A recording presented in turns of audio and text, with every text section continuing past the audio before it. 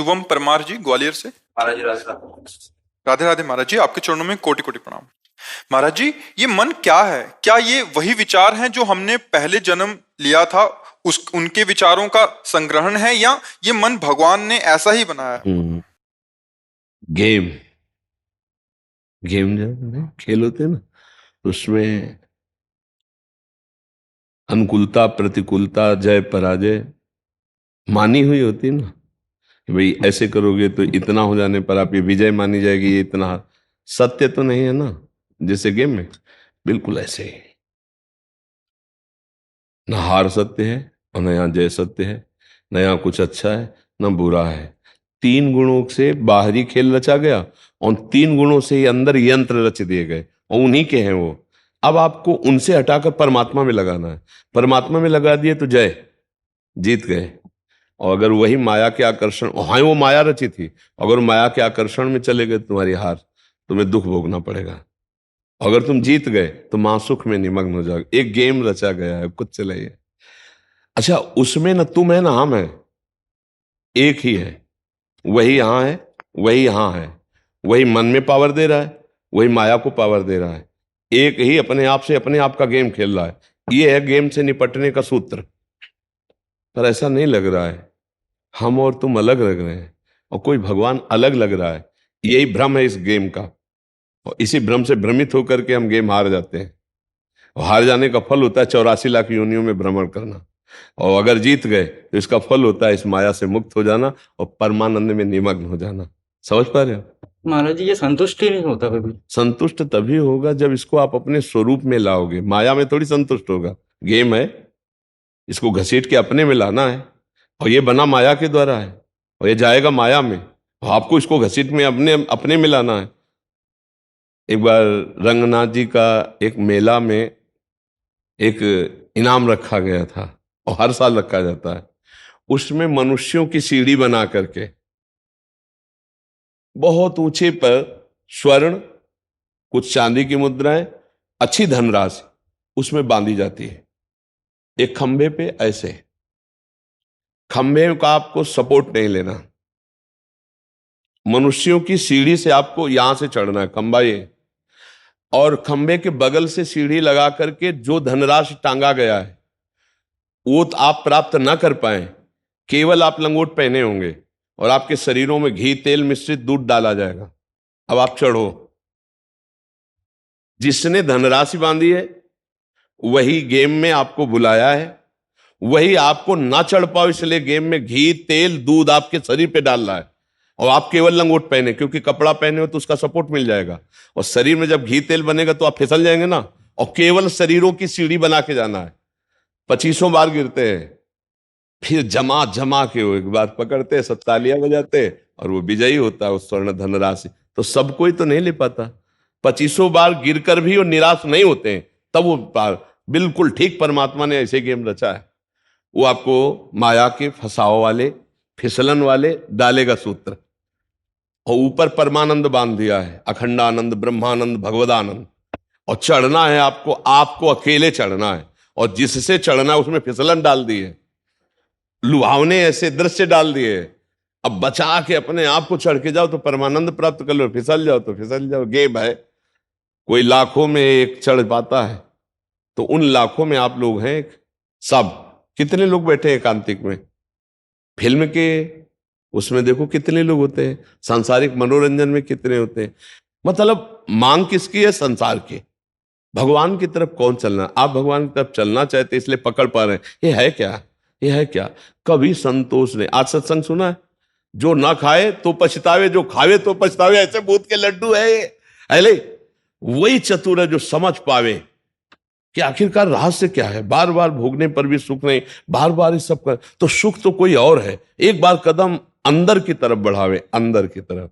हम बाहर खोज रहे, चाबी गिरी है अंदर घर के, और खोजें बाहर तो जिंदगी भर खोजे रहे, हम तिजोरी की चाबी नहीं पाएंगे। वो अंदर चाबी, वो अंदर है, खुल गई ना तो माला माल हो जाओगे। कई बार कहा है, अंदर का मामला है। इस मन को अभी जो विषयों में जाता है इसको हटाओ। राधा राधा राधा, इसी से मन की बातें डिलीट होंगी और मन हटेगा। देखो ऐसा तो नहीं कह सकते कि एकदम मन नहीं लगता, कुछ तो लगता ही होगा। लगता है ना? 24 घंटे में कुछ मिनट तो आप अगर परमार्थ में कुछ दिन से सत्संग सुन रहे हो तो कुछ तो लगने लगा है, क्योंकि कुछ ना लगता तो आप यहां आते ही नहीं, है ना? कुछ लगने लगा, इसका मतलब हमारी दवा काम कर रही है। नहीं, 24 घंटे में जब कभी नहीं लगता था, कुछ लगने लगा और दवा काम कर रही, इसकी पहचान कि हम मन की कमजोरियां पकड़ने लगे। पहले जैसा मन कहता था वैसा हो जाता था तो हम हर्षित होते थे, आज जब वैसा हो जाता है तो हम दुखी होते हैं कि यार ये गलत सोचा, गलत किया, ग्लानि होती है। हाँ, इसका मतलब दवा काम कर रही नहीं कर रही। अब आप नाम जब और बढ़ाइए और प्रवीण बनिए तो एक दिन देखेंगे मन शांत हो जाएगा। ये शांत ग्लानि होने लगी मतलब ठीक हो रहा है। वही गंदा मन जो सलाह दिया, वही गंदा मन जो क्रिया कराई, अब वही गंदा मन ग्लानि कर रहा है, मतलब एक अंश में सुधार हो चुका है। नहीं, ग्लानि क्यों कर रहा है? उसने ही तो सोचा था, उसने ही तो करवाया था, फिर ग्लानि क्यों? इसका मतलब अच्छापन अभी मन में बकाया रह गया है, अभी पूरा मन पापी नहीं बला है। तो इसका मतलब हम धुलाई शुरू करें तो पूरा मन हम साफ कर देंगे। निर्मल मन जन सो मोहि पावा, भगवान की प्राप्ति के लिए मोहि कपट छल छिद्र न भावा। आप चिंता मत करो, राधा राधा राधा राधा नाम करो, और जो गंदी बातें जानते हो मन की उसको सपोर्ट मत करो। ये बहुत खतरनाक होता है कि हम जानते हैं कि ये गलत है, नहीं करना चाहिए, पर हम सपोर्ट कर देते हैं। चलो यार देख लेते हैं, चलो यार खा लेते हैं, चलो यार भोग लेते हैं, वहीं हम डाउन हो जाते हैं। फिर मन आपका ऐसा चिंतन देगा, देखो 4-6 महीना से तो प्रयास कर रहे हैं और हर बार हम असफल हो जाते हैं, तो यार ना ये मिला ना वो मिला, इससे अच्छा है कि हम उसके योग्य नहीं, कोई साधु महात्मा उस परमार्थ अध्यात्म प्राप्त है, हम तो यही मौज लें यार, जो होगा सो देखा जाए। ऐसी सलाह दे देगा, बहुत गलत है ये सलाह। लड़ना हार गए तो तब तो मार देगा। हम अंतिम श्वास तक लड़ेंगे, चाहे 1000 बार हार जाएं, हम कोशिश यही करेंगे कि अब की जीत जाएंगे, अब की जीत जाएंगे। फिर भी हार जाते हैं, फिर भी हम कोशिश करेंगे, तो एक दिन हम इस पर विजय प्राप्त कर लेंगे और भगवत प्राप्ति कर लेंगे। समझ? ये जो मन है ना, ये भगवान ने इसकी रचना की है। इंद्रियाणाम मनश्चास्मि, कह रहे इंद्रियों में मैं मन हूं, और त्रिगुण माया का इसमें भरा हुआ पूरा पॉइजन जहर है। आप देखो मन छोड़ के गंदी बात में ही जाएगा, नहीं जाएगा। ये नहीं कि अच्छी बात में नहीं जाता, अच्छी बात में लगाओ तो लगेगा, और वो भी थोड़ी देर, और बुरी बात में लगाने की जरूरत नहीं, आराम से। इसका स्वभाव रचना ऐसी रची गई है। अब यही गेम रखा गया है कि अब इसकी गति को रोको, अंतर्मुख करो, भगवदाकार करो, तो तुम्हें इनाम मिलेगा, त्रिभुवन पर विजय प्राप्त कर लोगे। वो अद्भुत आनंद अंदर ही मिलेगा, किसी से कहने की जरूरत नहीं, आनंद मगन हो जाओगे। और उसी आनंद की खोज, देखो जब हमारा मन कहता है इस शरीर को भोग लें, इस वस्तु को भोग लें, अमुक, देखो सब अपने घर के जैसे बैठे हैं, क्या उसके भोगने के बाद मन को शांति मिलती है? थोड़ी देर के बाद फिर एक नया संकल्प बनता है, फिर एक नई, मतलब हमारी खोज अधूरी रही। वो नहीं मिला जो मैं सोच रहा था। सोचने में जैसा सुख मिलता है वैसा ना भोगने में नहीं मिलता, चाहे वो भोजन हो, चाहे वो दृश्य हो, चाहे वो कोई क्रिया हो। आप देखना, जो मन हमें सोचवा के पागल बनाता है, और जब हम उस पे जाते हैं तो वो चीज हमें नहीं मिलती है। तब लगता है कि वो यहां नहीं शायद यहां हो, यहां नहीं शायद यहां हो। ऐसे भटकते पूरा जीवन व्यतीत हो जाता है। बुद्धिमान वो है जो 2-4 कदम में ही लौट आवे कि गलत दिशा में जा रहे हैं, पर हम पूरा जीवन चलते रहते हैं, लौटने की बात ही नहीं आती। और यहां तक कि शरीर वृद्ध हो जाता है, इंद्रियां काम नहीं करती, पर मन वैसे ही सलाह करता रहता है, फिर भी नहीं सोच पाता कि चलो अब हुआ पूरा जीवन की शाम, अब तो राधा राधा जब कर अपना काम बना ले। लेकिन नहीं, बूढ़ा है फिर भी शराब पीता है, बूढ़ा है फिर भी गंदी बातें देखता है, बूढ़ा है फिर भी गंदी चेष्टाएं करता है, बूढ़ा है फिर भी नहीं सोच रहा कि मुझे मरना है और भगवत प्राप्ति का अब की उपाय कर लूं, इतना जीवन रह गया। ये क्या है? ये मन का केवल खेल है। वो अपने मन के गेम में फंस गया, निकल नहीं पा रहा है। अच्छा, इसमें ये हो कि चलो मन सुखी रहेगा तो भी नहीं, आप जितना गलत करते जाओगे उतना वो नकारात्मक सोचे पैदा करता चला जाएगा, और उसका परिणाम यह आएगा कि आपको डिप्रेशन में पहुंचा देगा। मतलब किसी भी तरह से ये चैन नहीं लेने देगा। तो इसको लाना तो भगवान की शरण में पड़ेगा, तभी शांति मिलेगी, तभी सुख। बहुत गंदा, बहुत गंदा, बहुत नीच है ये, और ये बहुत उत्तम है। ये अगर सही रास्ते को पा जाए तो दूसरे के लिए अपने प्राण दे सकता है, परहित के लिए अपने प्राण दे सकता है, ये भगवान से मिला सकता है, ये सब सुख दे सकता है। बस इसको गलत ढंग से जो प्रयोग होना शुरू हुआ है, इसका ये बंद कर दे, वही बहादुर है। देखो विरक्त मार्ग एक अलग होता है, लेकिन गृहस्थी में तो एक धर्मपूर्वक विषय सेवन की मर्यादा है ना, तो आप धर्मपूर्वक देख लो।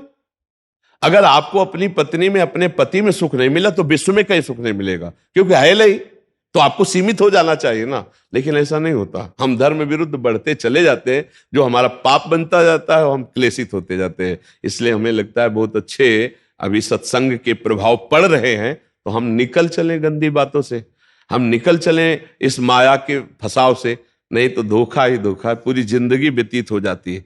भोगते भोगते हर इंद्रियां सब नष्ट होती जा रही, फिर भी भोग इच्छा, ये है क्या? समझो ना, पूरा जीवन हमको बेवकूफ बनाया जा रहा है।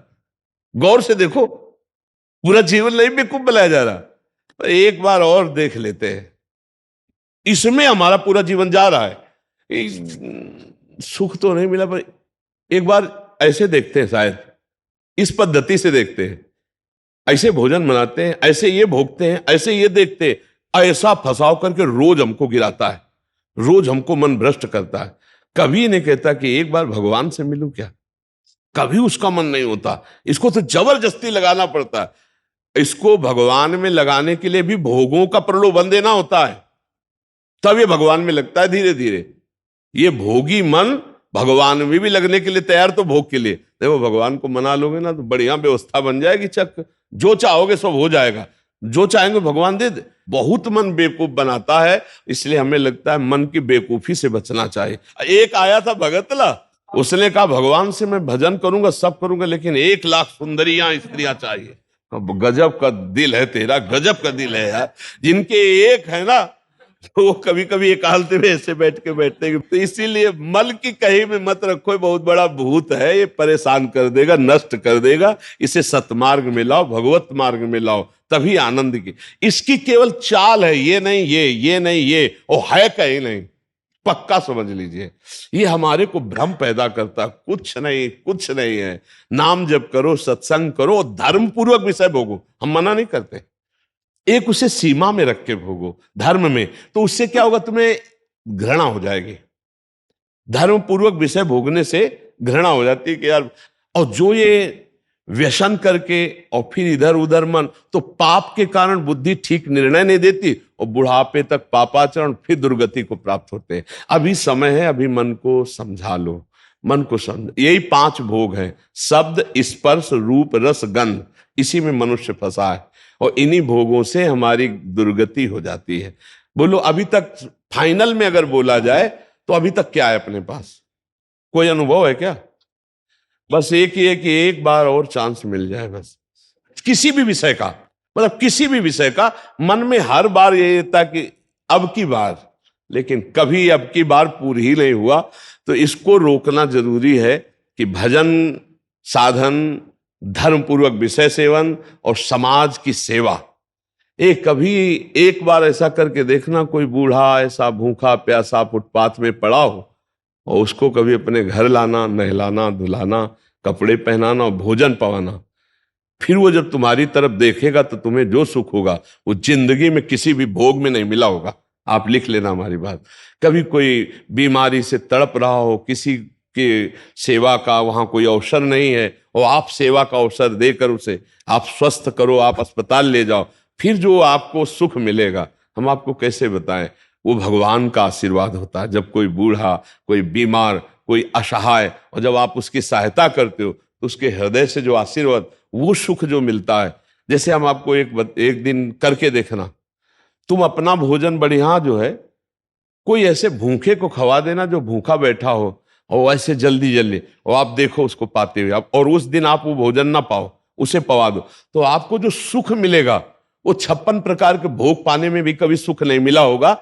वो सुख परहित करने से, दूसरे को सुख पहुंचाने से जो हृदय शीतल होता है, वो कभी किसी से नहीं होता। इसलिए मानव जीवन के लिए मन को थोड़ा विरुद्ध जो चलने वाला है, उसके विरुद्ध आप बनो, उसे सतमार्ग में लगाओ। अब देखो आजकल ऐसी बुद्धि बिगड़ गई कि अपने पूज्य माता पिता को ही बच्चे दुख दे रहे हैं, डंडा थप्पड़ मारना। क्या यार, आज के जवान अपने माता पिता के साथ ऐसा व्यवहार करते हैं। अगर थोड़ा भी अध्यात्म से जुड़े होते तो मुझे लगता है शायद ऐसा नहीं करते, नहीं ना। धर्म से जुड़े होते, अध्यात्म से जुड़े होते, ऐसे माता पिता तो भगवान होते हैं। उनकी आंखें नहीं, उनको नहलाओ धुलाओ, किसी मंदिर जाने की और जरूरत नहीं, उनको भोग लगाओ, उनको पवाओ, उनका जो आशीर्वाद है लोक परलोक तुम्हारा सब बना देगा। लेकिन जब अध्यात्म से नहीं जुड़े तो लगता है कौन इनको, तो हाँ ये क्या है, ये है मन का वो पापी मन। देखो कैसे पाप कराता है, कैसे निगेटिव चलाता है कि अब ऐसे पुत्रों की क्या दुर्गति होगी। तो कभी अगर ऐसा अवसर किसी को मिले कि कोई फुटपाथ में ऐसे तड़प रहा हो तो आपको जरूर लगेगा कि काहे को बोझा ले, लेकिन आप उसका अगर बोझा ले लिए तो भगवान तुम्हारा बोझा ले लेंगे। जन्म जन्मांतरों के पाप नष्ट हो जाते हैं जब ऐसे दीन दुखी आशीर्वाद देते ना, उसे भगवान का आशीर्वाद समझना। और जब माता पिता अंदर से साप देते ना कि भोगोगे, तो फिर भगवान भी नहीं टाल पाते, फिर भोगना पड़ता है। इसलिए धर्म से चलो, किसी का अपराध मत करो, गंदी बातों में मन को न जाने दो, खूब नाम जप करो, यही मनुष्य जीवन का लाभ लो। मनुष्य जीवन एक दिव्य जीवन है, इसका एक दिव्यता का लाभ है, समझ रहे हैं आप।